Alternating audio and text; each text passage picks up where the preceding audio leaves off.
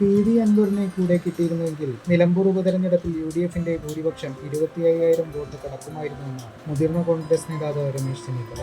താനും കുഞ്ഞാലിക്കുട്ടിയും അൻവറിനെ കൂടെ കൂട്ടാൻ പരമാവധി ശ്രമിച്ചെങ്കിലും അത് നടന്നില്ലെന്ന് ചെന്നിത്തല പറഞ്ഞു. ഉപതെരഞ്ഞെടുപ്പിൽ ആര്യടൻ ഷൗക്കത്തിന്റെ തെരഞ്ഞെടുപ്പ് വിജയത്തിന് ശേഷം മാധ്യമപ്രവർത്തകരോട് സംസാരിക്കുകയായിരുന്നു ചെന്നിത്തല. UDFന് വലിയ വിജയം നൽകിയ ജനങ്ങളെ അഭിനന്ദിക്കുന്നു. LDF സിറ്റിംഗ് സീറ്റാണ് ആര്യടൻ ഷൗക്കത്ത് തിരിച്ചുപിടിച്ചത്. പിണറായി വിജയൻ ഇനി രാജിവെക്കുകയാണ് വേണ്ടത്.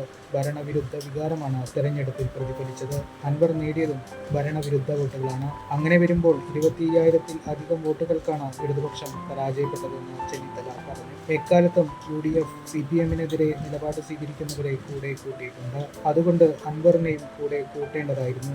അതിനുവേണ്ടി അവസാന നിമിഷം വരെ ശ്രമിച്ചിരുന്നു. ഇനി ഭാവി കാര്യങ്ങൾ UDF നേതൃത്വം കൂട്ടായി തീരുമാനിക്കേണ്ട കാര്യങ്ങളാണ്. ഇത് സെമി ഫൈനൽ ആയിരുന്നെന്നും 2006-ൽ നിയമസഭാ തെരഞ്ഞെടുപ്പിൽ UDF വിജയിക്കുമെന്നും ചെന്നിത്തല വ്യക്തമാക്കി.